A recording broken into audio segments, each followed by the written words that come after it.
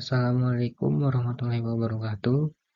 Perkenalkan, nama saya Randy Kaldi Romero dari kelas TL23C1 dengan NIM 3323115. Dan saya akan mempresentasikan tugas biologi dari cabang ilmu botani atau tumbuhan.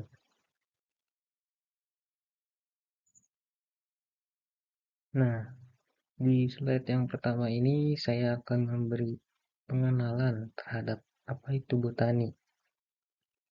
Ya, botani itu berasal dari bahasa Yunani.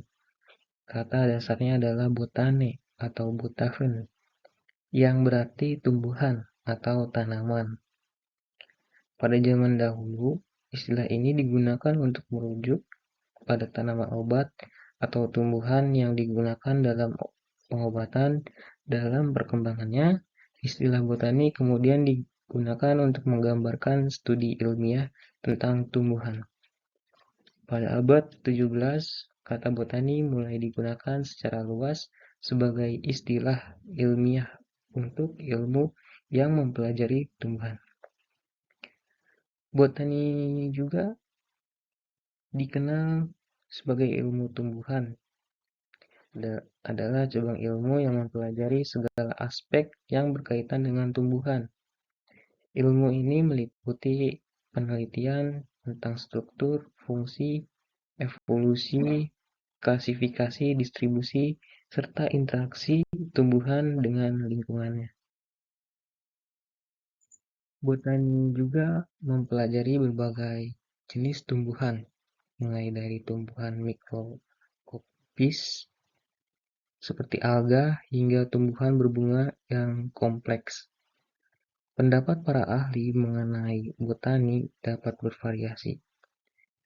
Arthur Cronquist, ahli botani dari Amerika Serikat, yang terkenal dengan sistem klasifikasi tumbuhan yang dikenal sebagai sistem Cronquist, menyatakan botani adalah ilmu yang mempelajari organisme yang dapat melakukan fotosintesis, yaitu tumbuhan. Anatomi tumbuhan. Secara pengertian, anatomi tumbuhan merupakan salah satu cabang ilmu biologi yang mempelajari mengenai struktur dalam tumbuhan yang kompleks beserta fungsinya. Salah satu fungsi dasar ilmu anatomi yaitu menghasilkan karakter yang dijadikan dasar taksonomi.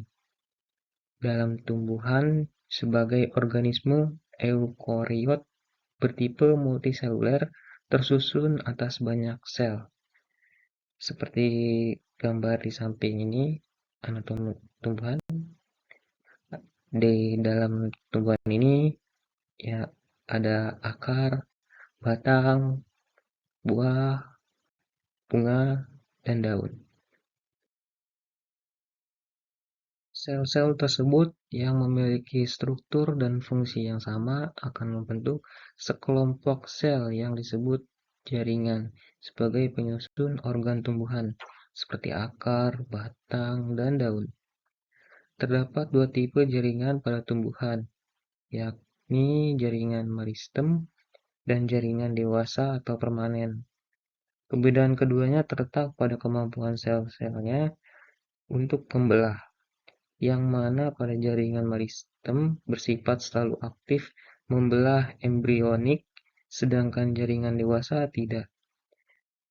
Jaringan meristem banyak ditemukan di bagian titik tubuh tumbuhan, baik pada ujung akar maupun batang, sebagai meristem primer, atau pada bagian batang dan akar sebagai meristem sekunder yang membentuk kambium.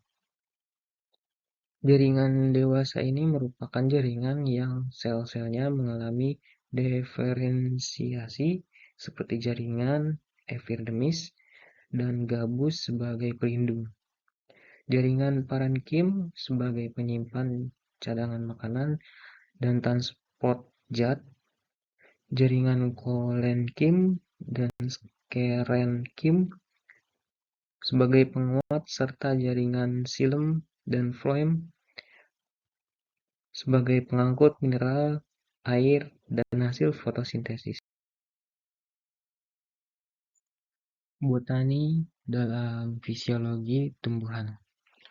Fisiologi tumbuhan merupakan cabang botani ilmu tumbuhan yang membahas tentang proses fisiologi dan biokimia yang terjadi dalam tubuh tumbuhan, meliputi keseimbangan dan transportasi air pada tumbuhan, fotosintesis, respirasi, dan metabolisme lipid, nutrisi mineral, dan asimilasi unsur hara. Hormon tumbuhan termasuk signaling hormonal dan respon tumbuhan terhadap sinyal internal maupun eksternal.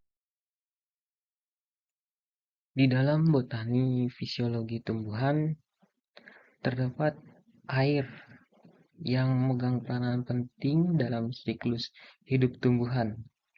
Berbeda dengan sel hewan, sel tumbuhan memiliki dinding sel yang memungkinkan sel tumbuhan untuk membentuk tekanan hidrostatik internal yang disebut dengan tekanan turgor.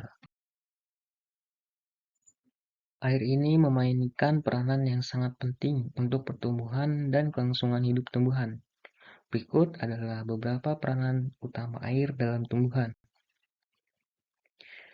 Yang pertama adalah fotosintesis. Air adalah salah satu bahan yang digunakan dalam proses fotosintesis, di mana tumbuhan menggunakan cahaya matahari untuk menghasilkan makanan dalam bentuk glukosa. Glukosa ini kemudian digunakan sebagai sumber tenaga dan sebagai bahan binaan untuk sel-sel tumbuhan. Yang kedua ada transpirasi dan pengawalan suhu. Proses transpirasi di mana air hilang dari daun tumbuhan melalui stomata, membantu menyejukkan tumbuhan dan mengawal suhu dalam persekitaran mikro mereka. Transpirasi juga menyumbang kepada penyerapan air dari akar ke daun melalui xilem. Yang ketiga yaitu pengangkutan nutrien. Air adalah medium yang membawa nutrien penting dari tanah ke akar dan seterusnya ke seluruh bagian tumbuhan.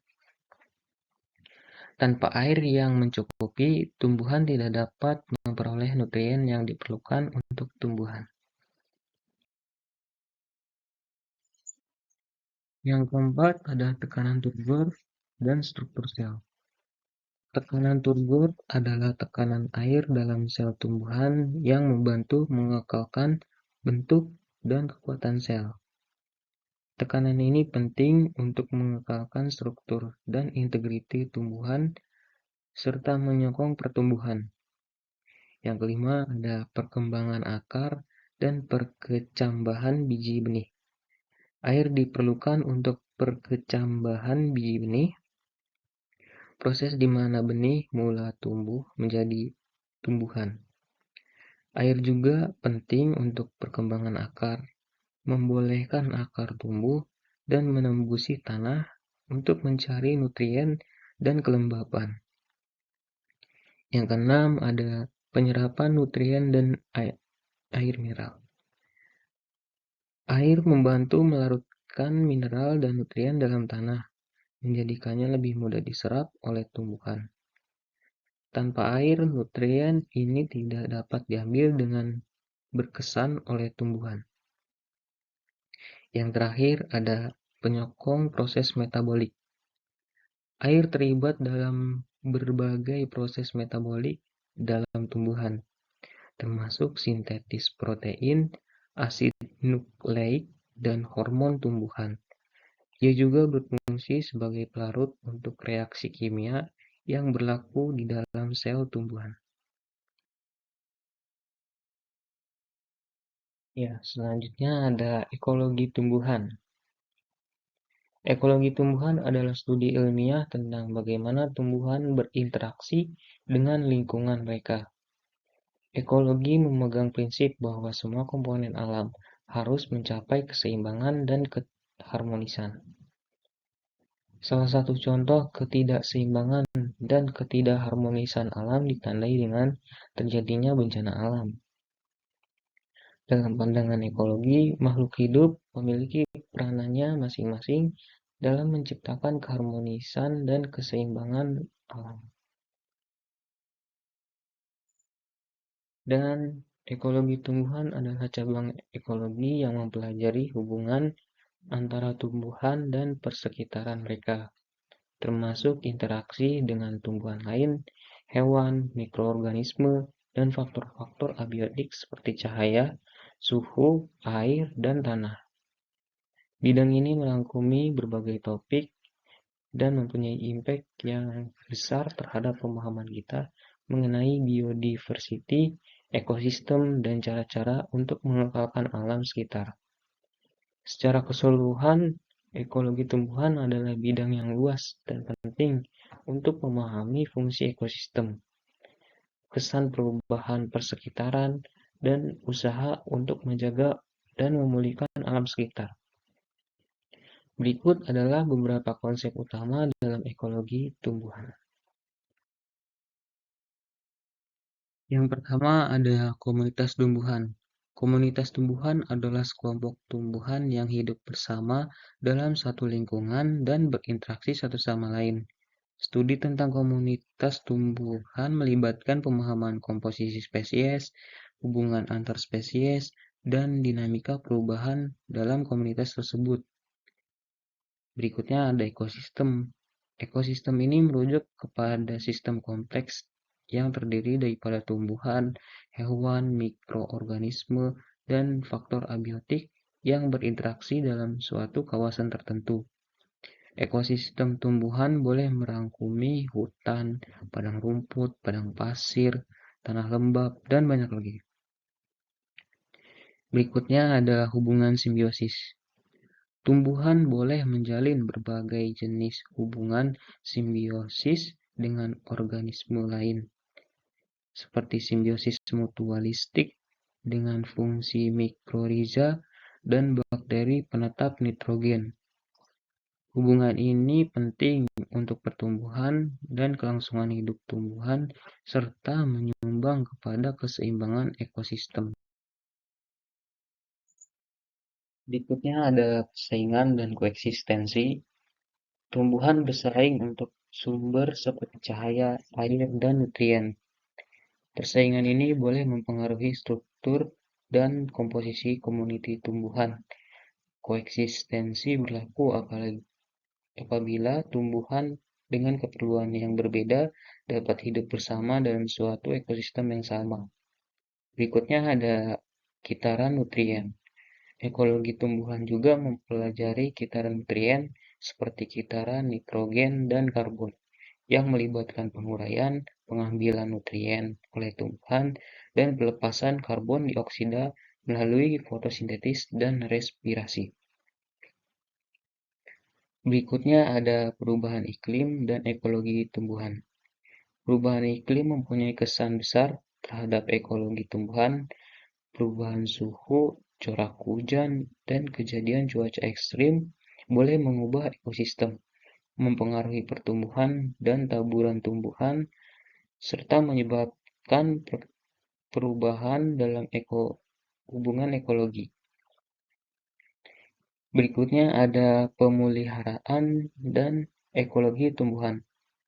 Ekologi tumbuhan juga memainkan peranan dalam pemeliharaan alam sekitar, memahami ekosistem dan hubungan antara tumbuhan dapat membantu usaha pemeliharaan, seperti pemulihan hutan, perlindungan kawasan semula jadi, dan pengurusan spesies terancam. Berikutnya ada perubahan iklim pada botani. Perubahan iklim antropogenik (ACC) akan mempengaruhi seluruh aspek biologi tanaman dalam beberapa dekade mendatang. Banyak perubahan pada spesies liar telah terdokumentasi dengan baik sebagai akibat dari peningkatan CO2 di atmosfer pemanasan iklim, dan perubahan pola curah hujan. Perubahan iklim juga disebabkan oleh tindakan manusia. Dan tindakan manusia yang dikenal sebagai tragedy of commons sebagai penyebab utama perubahan iklim global, yaitu ada 6. Yang pertama, meningkatnya kadar karbon dioksida CO2 di atmosfer. Yang kedua, ada perubahan terhadap siklus biokimia global dari nitrogen dan elemen-elemen lainnya. Yang ketiga, pembentukan dan pelepasan komponen organik secara terus-menerus seperti klorofluorokarbon. Yang keempat, ada perubahan besar-besaran dalam tata guna lahan dan vegetasi tutupan permukaan. Yang kelima, ada perburuan dan perambahan sejumlah besar sumber daya alam dan kehidupan predator dan konsumen. Yang terakhir ada invasi keanekaragaman hayati oleh spesies asing. Berikutnya ada fitoremediasi botani. Fitoremediasi adalah metode penggunaan tanaman untuk menghilangkan, memindahkan, menstabilkan, atau menghancurkan kontaminan dari tanah, air, atau udara. Proses ini memanfaatkan kemampuan alami tanaman untuk menyerap, mengakumulasi, atau memetabolisme berbagai polutan, termasuk logam berat, pestisida, bahan organik, dan senyawa anorganik lainnya. Fitoremediasi ini dianggap sebagai salah satu metode yang ramah lingkungan dan ekonomis untuk mengatasi masalah pencemaran lingkungan.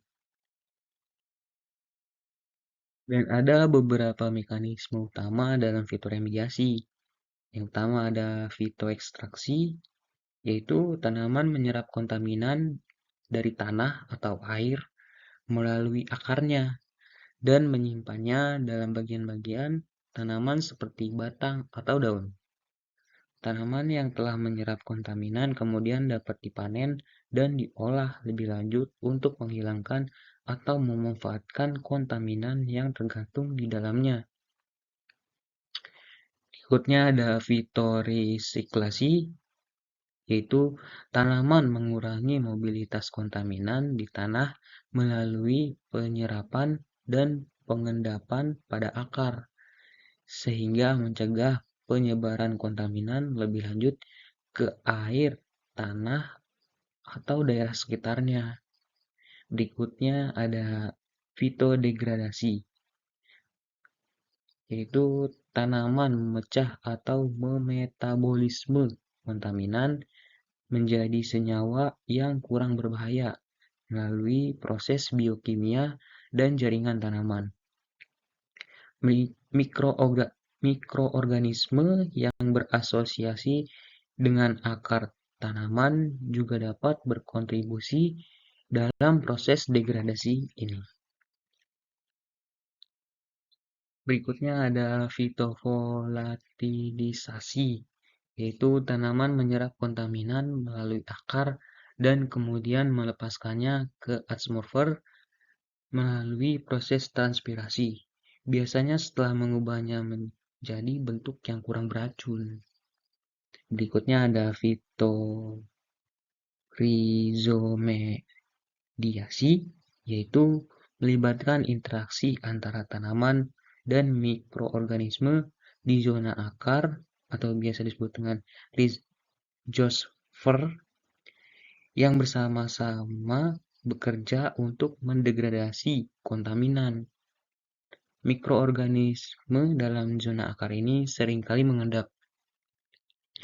Sebagai kesimpulan, fitoremediasi memiliki beberapa kelebihan, termasuk biayanya yang relatif rendah, dampak lingkungan yang minimal, serta kemampuannya untuk memperbaiki struktur dan kesuburan tanah. Namun metode ini juga memiliki keterbatasan, seperti waktu yang diperlukan untuk proses pembersihan yang relatif lama dan ketidakmampuannya untuk menangani tingkat kontaminasi yang sangat tinggi. Tanaman yang sering digunakan dalam fitoremediasi berbagai spesies yang memiliki kemampuan toleransi tinggi terhadap polutan, pertumbuhan cepat, dan biomasa yang besar. Sebagai contoh, berikut adalah tumbuhan yang cocok untuk media fitoremediasi, yaitu ada bunga matahari, yaitu tanaman yang sangat familiar bagi kita semua. Bunga matahari ini mampu hidup di kawasan tropis dan dapat menyerap logam dengan mengakumulasi Cu, Pb, dan Cd pada bagian daun. Pencemaran air mampu menyebabkan beragam masalah mulai dari kesehatan, pertanian, bahkan ekosistem. Solusi mudah dan murah untuk mengatasinya adalah mengandalkan tanaman fitoremediasi seperti bunga matahari ini. Tumbuhan selanjutnya adalah mangrove. Mangrove ini memiliki kemampuan adaptasi yang tinggi. Mangrove dapat tumbuh di lingkungan yang ekstrim seperti daerah pesisir yang memiliki kadar garam tinggi, kadar oksigen rendah, dan tanah yang tidak stabil.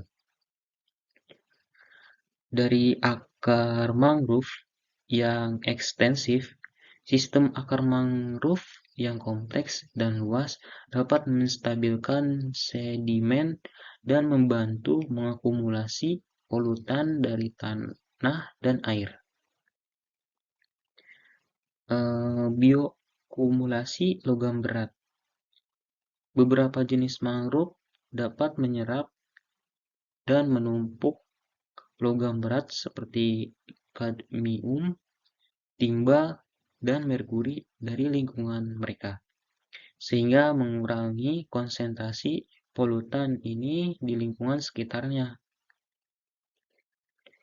Mangrove juga dapat membantu dalam degradasi senyawa organik berbahaya melalui proses biokimia yang terjadi di dalam tanaman dan sekitar zona akar.